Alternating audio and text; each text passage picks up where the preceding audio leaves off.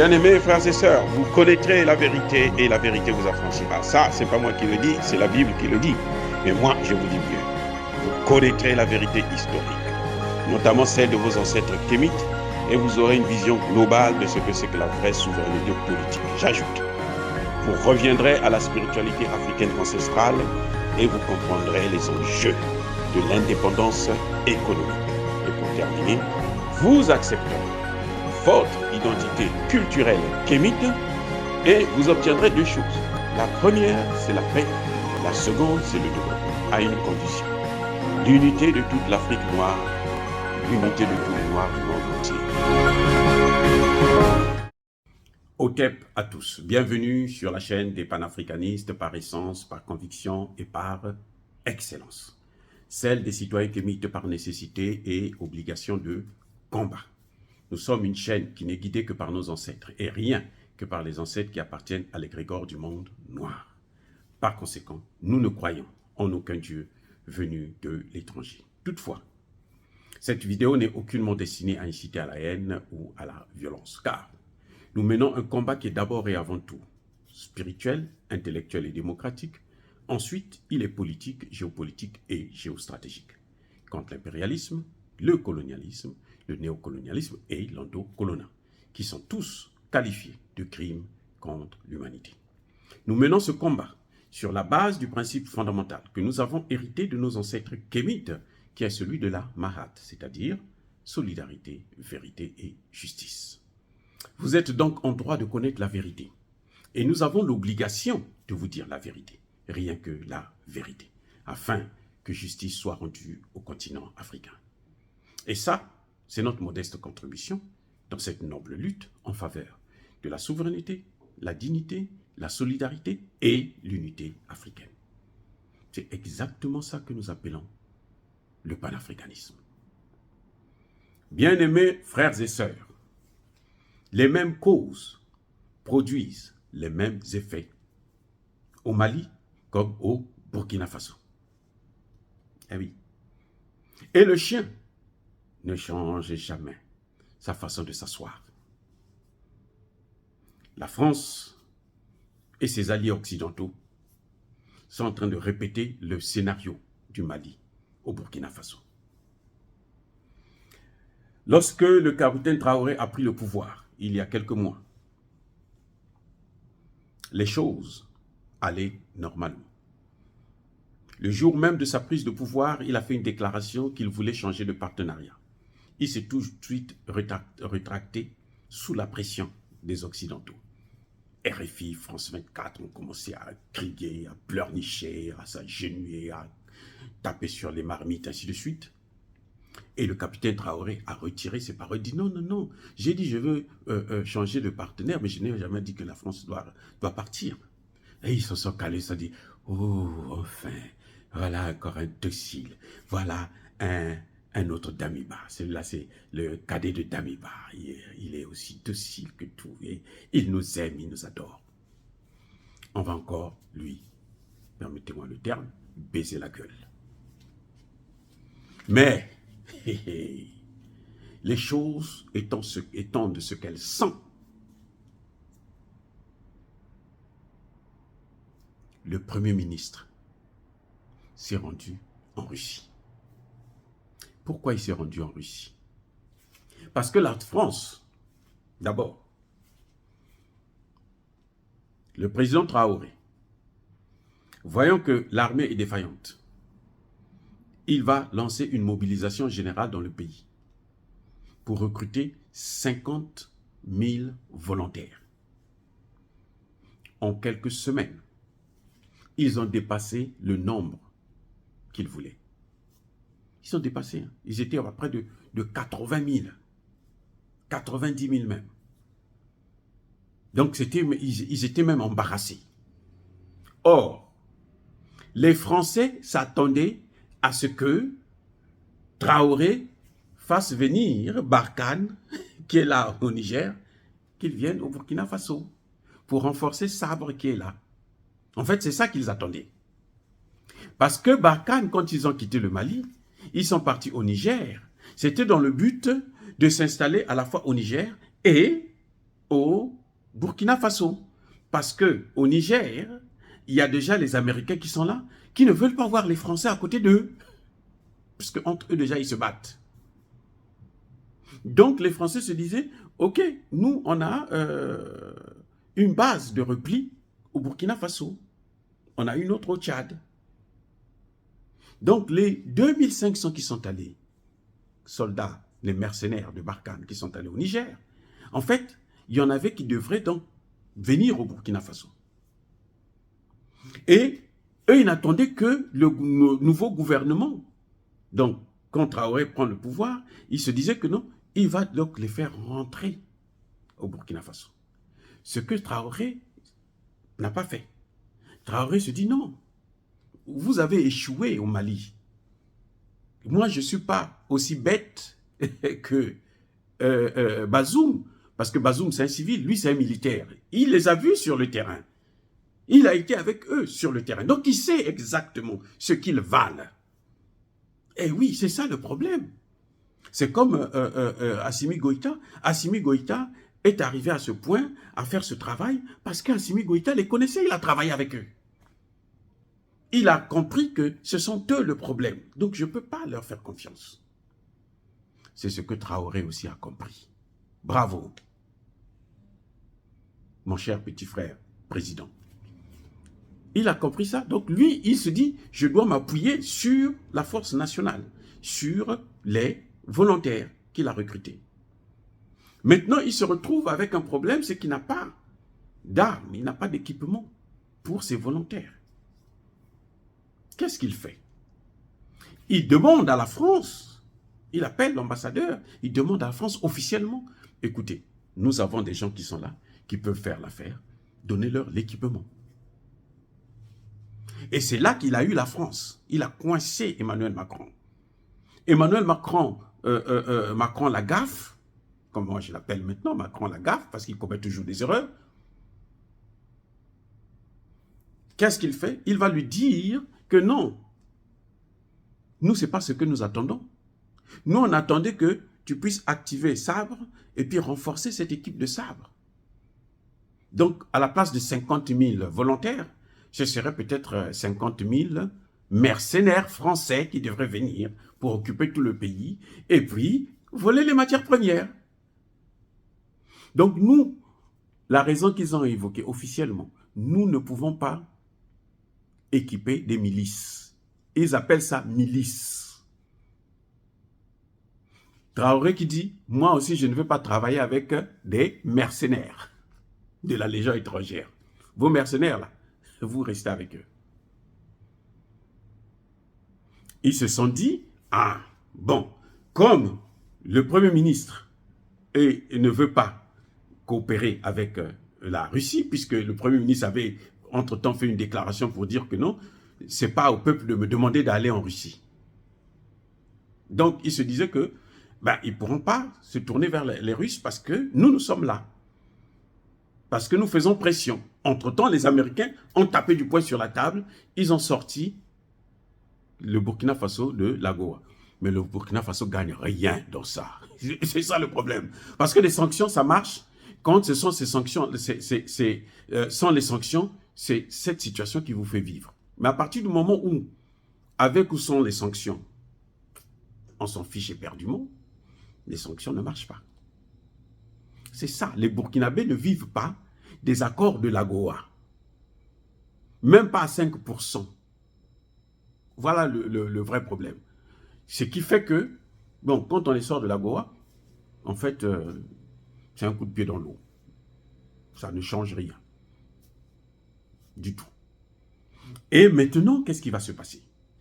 Le Premier ministre, voyant que il a des volontaires qui ne sont pas armés, qui ne sont pas équipés, il a une armée qui n'est pas équipée, alors la France refuse de les équiper. Elle a toujours refusé d'ailleurs parce que la France pense que c'est elle qui doit occuper le pays, pas équiper, elle doit occuper le pays.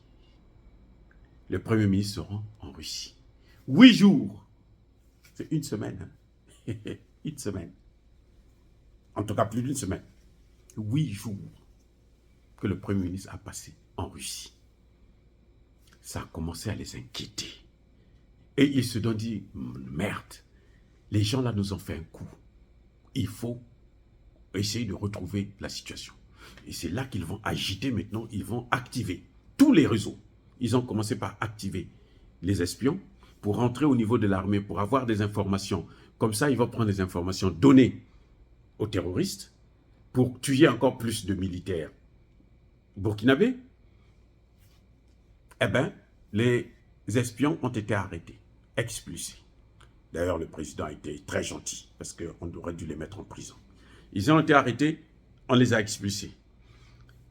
Alors, ils font intervenir maintenant la coordinatrice de la mission des Nations Unies. Elle, maintenant, elle va rencontrer les terroristes, s'organiser avec eux pour voir comment il faut les placer. Madame a travaillé en Ukraine. On voit l'Ukraine dans le chaos. Madame a travaillé en Somalie. La Somalie dans le chaos. Madame a travaillé en Afghanistan. Donc, partout là où elle passe, c'est pour créer le chaos. Et c'est ce qu'elle voulait faire aussi au Burkina Faso. Cette fois-ci, eh ben, le président Traoré, qui a une expérience du terrain, va lui couper l'herbe sous le pied. Eh oui, la branche sur laquelle elle était assise, on a coupé. On l'a pris, expulsé. Personne n'en grata. Ils vont faire quoi? Il leur reste maintenant l'ambassadeur. L'ambassadeur, quand il dit telle ville va être attaquée, le lendemain, c'est le chaos total. Comment il arrive à trouver ces informations? Ça veut dire qu'il est en complicité avec les terroristes. Là encore, le président qui dit, ah bon, ok, monsieur, oust, quittez de mon territoire. Ils ont demandé à la France de le rappeler. Donc, et là, la France n'a pas encore répondu. Elle va faire comme si elle n'a jamais reçu le courrier. Mais ils savent qu'ils ont reçu le courrier déjà. Le ministère des Affaires étrangères a reçu le courrier. Mais ils vont faire comme s'ils n'ont rien reçu pour continuer à le laisser là. Ce qui va se passer, c'est quoi? C'est qu'il n'aura plus accès au gouvernement burkinabé. Aussi simple que ça. Donc, il va rester dans son bureau, il quitte la maison, il vient dans son bureau, et puis il voit avec Sabre comment il faut faire. Parce que son départ là, entraîne aussi le départ de Sabre. Ah, je reprends. Le départ de Luc Alade, ce criminel, qui a fait plusieurs années, c'est un militaire d'ailleurs. Vous voyez comment la France travaille? Elle envoie chez nous là. Quand la France vous envoie un militaire comme ambassadeur, ça veut dire qu'elle attend des troubles, la déstabilisation, la guerre civile notamment. Et d'ailleurs, c'est ce que Luc Alade l'a dit. Il dit au Burkina Faso là, c'est pas les terroristes, c'est une guerre civile. Alors là, bon, mentalement, il est dérangé, hein. C'est clair. Vous savez, quand vous tuez trop de gens, en fin de compte, eh bien, votre tête aussi finit par éclater. Et oui, à force de tuer les gens, le sang des gens là, ça vous revient. Et mystiquement, c'est comme ça que ça se passe. Hein. Vous tuez les gens, mais ces gens-là, ces démons-là, ils courent après vous. Vous appelez des démons après vous. Eh oui. Bref, Luc Alade aussi, on le prend viré. Emmanuel Macron a beau faire, pour faire croire que, bon, pour ne pas rappeler son ambassadeur, mais son ambassadeur sera là comme un homme potiche et c'est la honte de la France. Ça va lui faire la honte encore plus. Parce que plus il va le garder là, plus, eh ben, un jour, il va apprendre qu'il a été expulsé et il n'a plus le droit de faire rentrer, de changer d'ambassadeur. Ça va être comme au Mali. On reste sans ambassadeur. Moi aussi, je rappelle le mien et puis surtout, on n'en parle plus. Maintenant, qu'est-ce qui se passe? Qu'est-ce qu'ils font? Ils ont choisi l'autre méthode. Maintenant, c'est les droits de l'homme qui montent au créneau. Ils disent, non, on a tué 26 civils. Les volontaires là que Traoré venait de recruter, ce sont des tueurs. Ils ne respectent pas les droits de l'homme, ils ont tué des civils. Les associations des droits de l'homme n'avaient jamais dit qu'on a tué des terroristes. Hein, parce qu'il n'y a pas de terroristes. Luc Alade a dit, c'est une guerre civile. Pas de terroristes. Mais ils ont occupé le territoire. C'est pas de terroristes. Non, non, non, non, non, non, il n'y a pas de terroristes. Maintenant, on commence à parler des droits de l'homme. Ah oui, le gouvernement doit se justifier. Donc, pour le distraire, notre message au président Traoré. Quand vous voyez comme ça, c'est que vous êtes sur la bonne voie. Ah, je reprends. Lorsque vous voyez les choses se passer comme ça, c'est que vous êtes sur la bonne voie. C'est exactement ce qu'ils ont fait à Assimi Goïta. Oui, vous allez me dire que lundi, il y a eu, dans la nuit de lundi à mardi, il y a eu deux attaques simultanées, qui n'ont pas fait beaucoup de dégâts d'ailleurs, mais quand même on déplore 2 ou 3 morts. Vous allez me dire, mais ça, il faut quand même rappeler, ça fait au moins 7 mois qu'il n'y a plus eu d'attaque au Mali. 7 mois, 7 mois. Le Burkina Faso vient de commencer. Monsieur le Président, vous venez de commencer. Et vous êtes sur la bonne voie. Vous allez vous équiper encore plus. Vous allez faire venir des instructeurs russes pour former vos gars.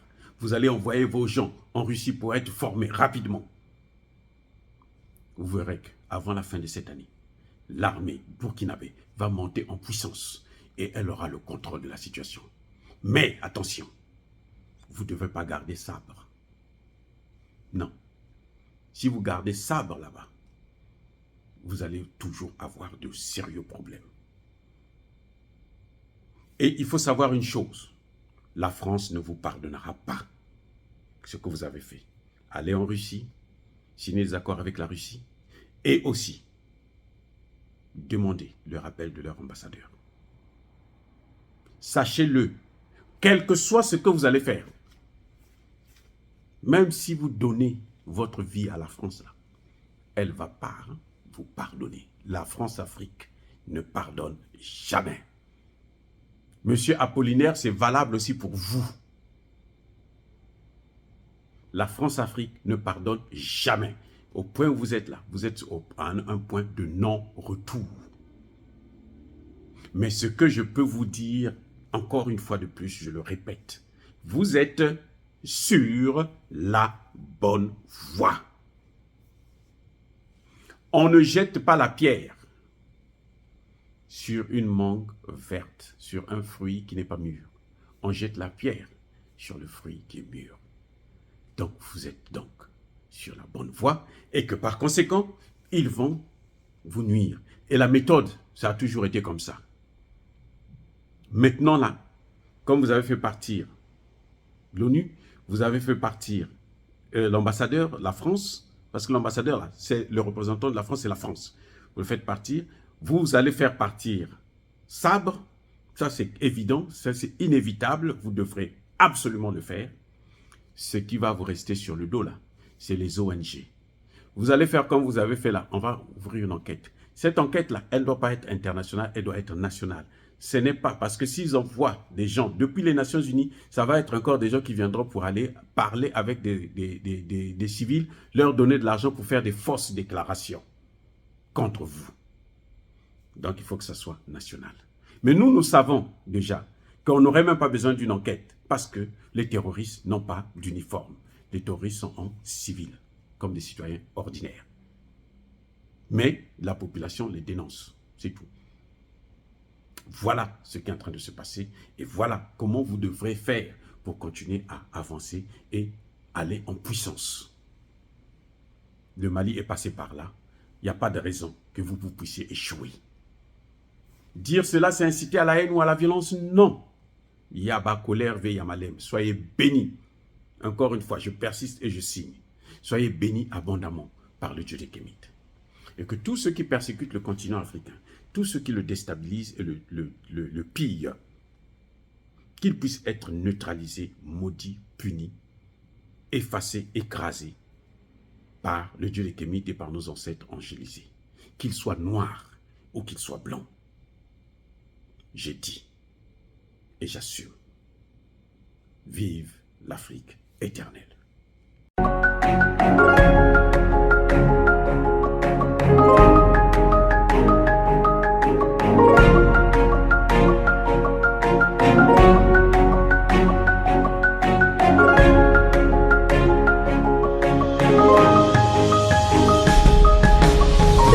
Eux, ils marchent par la foi et non par la vue. Mais moi, je vous conseille vivement de marcher par la connaissance scientifique et historique, notamment celle de nos ancêtres kémites, par les 5 sens et par l'intelligence. À vous, Apia.